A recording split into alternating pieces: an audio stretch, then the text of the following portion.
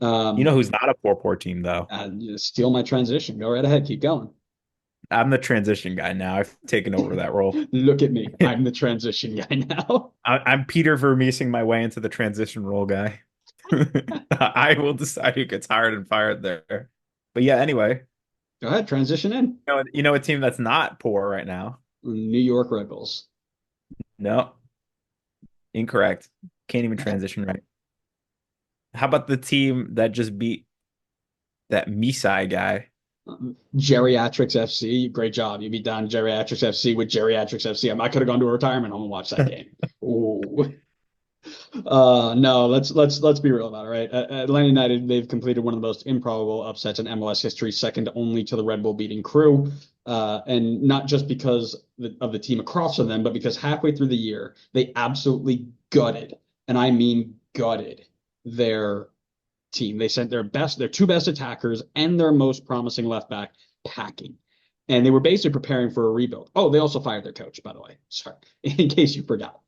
And then there was an interview. Mike Conti did an interview with Garth Lagerway, and he was extremely blunt in his assessment of the situation. He states, and I'm paraphrasing, that they were not going to win anything with that group. The personalities in the locker room and the mentality that they had was not going to get them anywhere near a title. He then goes on to say something along the lines of that they had some folks in there who were not committed to being in Atlanta long term, and that there's nothing wrong with that. But if they didn't want to be here, they were going to go get guys who did. Your thoughts as a fan of Atlanta United, your thoughts on your owner taking that approach. Listen, I mean, we've complained so many times about this league, about a lack of transparency. You can't get more transparent than that. That was Yeah, straight big to the, facts. he just cut straight to the chase. He was as blunt as possible. I can I can do nothing but respect that. Like regardless of whether or not you think like him making these comments now in the season or just at any point about these players, regardless of that, like I respect the fact that he's just willing to come out and say it and be honest. I think it's good for the fans. It's good for the league. It's just good. Like I especially think it's good for the fans because then you have an understanding of like why the club is making the decisions that they are making. And then I feel like you can more understand where they're coming from and less have these feelings of like when Yakimakis was first moved on, we are like, what the hell is going on? Like nobody saw that coming. Now you look back on it, it's like, okay, maybe this makes more sense now.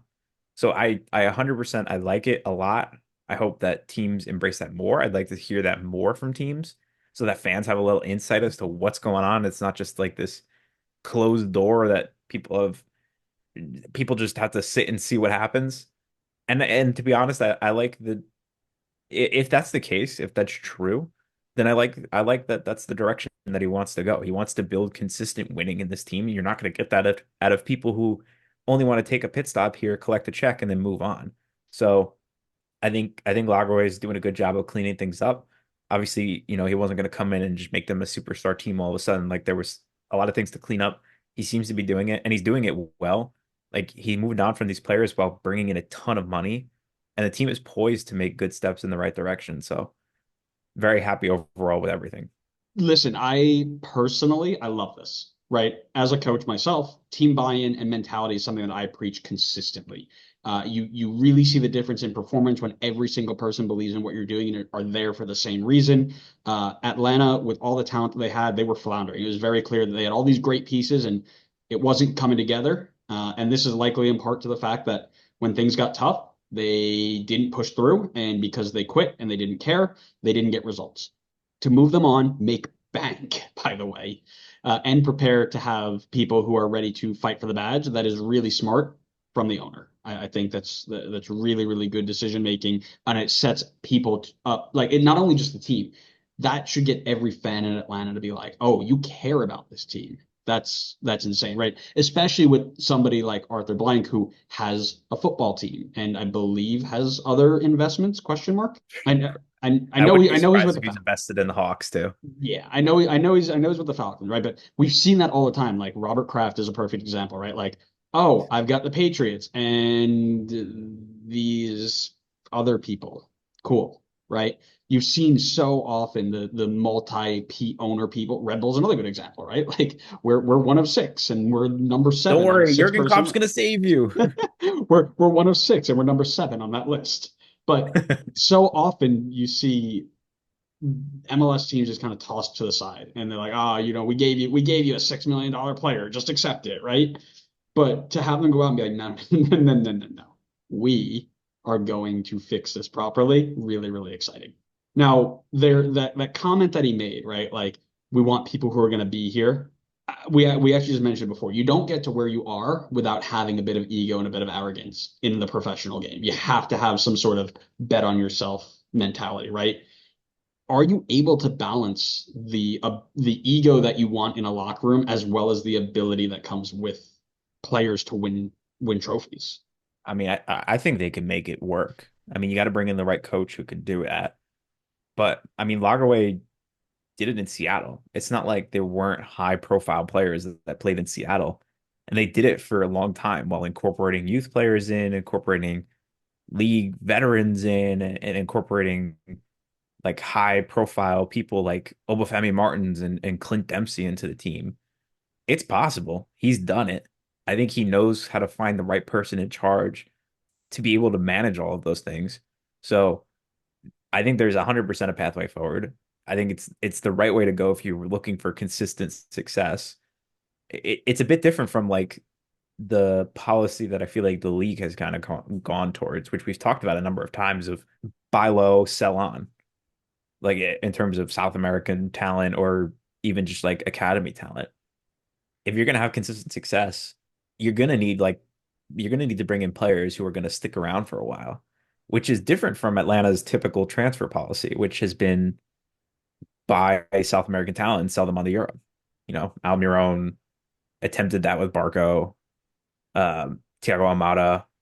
It's gonna be a shift, but I think it's a good shift to build some more consistency because Atlanta really hasn't seen that consistency since pretty much Almiron, or really I guess since Frank De Boer left. I think that's really the problem. We just need to get Frank back. Yeah, I don't like scoring goals either, so I too would look for that. He scored tons of goals. We finished third in the Supporter Shield. Wah, wah, wah. Don't make fun of my team. Don't make fun of my hero, Frank De Boer. Oh man. This is the coach's catch 22, right? There are a handful of players in this game who are just insanely talented and better than everybody else. The problem is that they know it, and the ego and arrogance is a part of how they got to be where they are today, like we've been talking about. To say that you can balance ability and ego, I think it's a tough ask, truthfully. I think there are some players you just kind of have to bite the bullet and be like, okay, once you cross a certain line, Reynoso, Giacomakis, all right, off you go, right? But there is some sort of balancing the ego and the ability. But it is important you get it right, finding that line and getting it right where you allow somebody to be like, yeah, man, I am the best of the best on this team and you're going to deal with it without letting them get just silly with what they're doing, right? When you find that perfect combo, you pay him big and you don't let him go because you can build around that. And that can be a really, really good cornerstone for your team. Yeah, you know who that is? That's your Nico Ladero. Yeah, yeah, for sure. That's a great example of that. Garth Um, Lagerway knows a thing or two about keeping the Nico Ladero on your team. so Orlando's about to make a trade. Nico Ladera at 35 years old for every dollar of GAM that Atlanta has. Trade him for 40-year-old Brad Guzan. He's still You in his don't want to let prime. go. You don't want to let go of Brad. Don't do that. That's USMNT Okay, we'll, 2026 World we'll Cup starting goalkeeper, Brad we'll Guzan. trade it. We'll trade him for Josh Cohen because we don't need him anymore. Oh man. Well, like we said, now there's this outward conversation that they are focusing on a certain type of player. So, do we see a shift in their transfer strategy going forward? You can see kind of the theme of the episode here. 100%, 100%. It's not going to be. This is kind of what I was just talking about before. It's not going to be. I wouldn't think it would be your Almadas, your Barcos, your Miguel Almiron signings anymore. It's your guy. Honestly, it's your guys like Yosef. You bring in Yosef and you lock him up. You know, like he's someone who had it not been for injuries, I think would have stayed on this team for a long period of time. I think he was happy to be there. and he was continuously successful. It's the archetype of Seattle. It's the reason they made the playoffs so many seasons in a row because they found players that were looking, I guess maybe looking for a home or found a home, and they locked them up. They paid them. They paid them their worth. They locked them up, and then it wasn't a situation where you were looking to just buy on or buy low, sell on, and then have to redo the process every time and cross your fingers and hope you're finding a gem every single time. But I'm excited for their strategy because I think it'll bring more consistency to a team that's been very inconsistent over the years.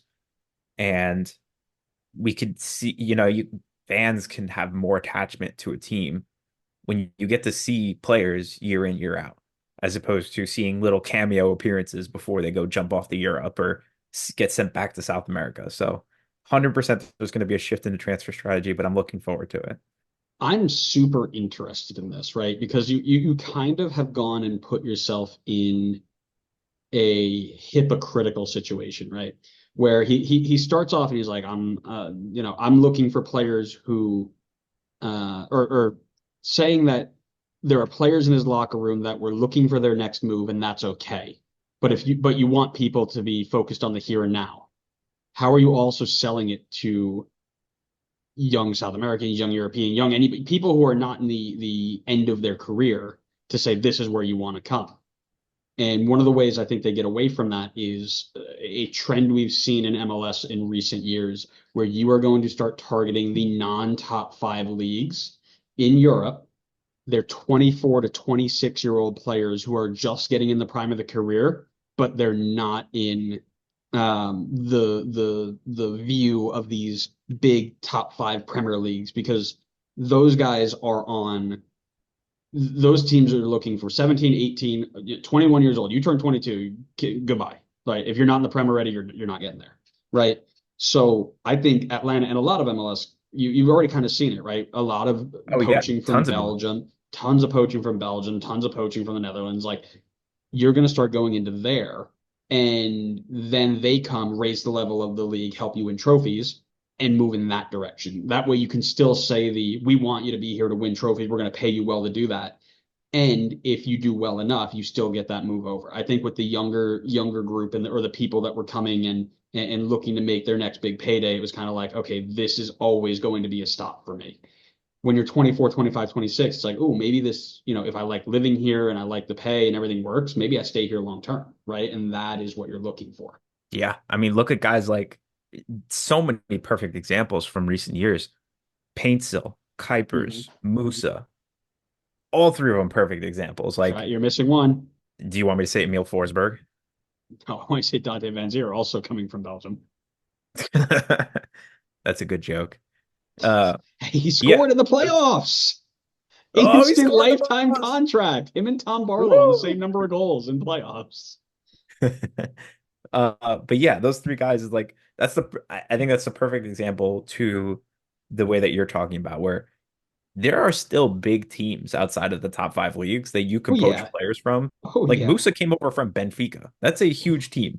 And he was not getting game time there. That's a perfect opportunity to go grab him. There are teams in the Netherlands that have that. I mean, you have Team USA over there at PSV. I'm sure you could get some scouts over there pretty easily. But yeah, like Belgium, Netherlands, Portugal, like Switzerland, tons of different options over there. So I agree with you. I think that's the way to go. I mean, you could even still grab from the top five leagues and get someone who is 25, 26, 27, Mhm. Yeah, and yeah. lock them down. But I agree with you. I think if you go try to bring in some like 20-year-old, like they're not coming over here because they're looking to start a family and build roots. They're trying to take that next step so that they can bounce to Europe or some other bigger league. Right, right. I also think, you're still going to see a heavy focus on MLS experience, right? Like Garth Lagerway loves a good MLS journeyman. He knows its worth and what it does for the team. So Was the pun intended there?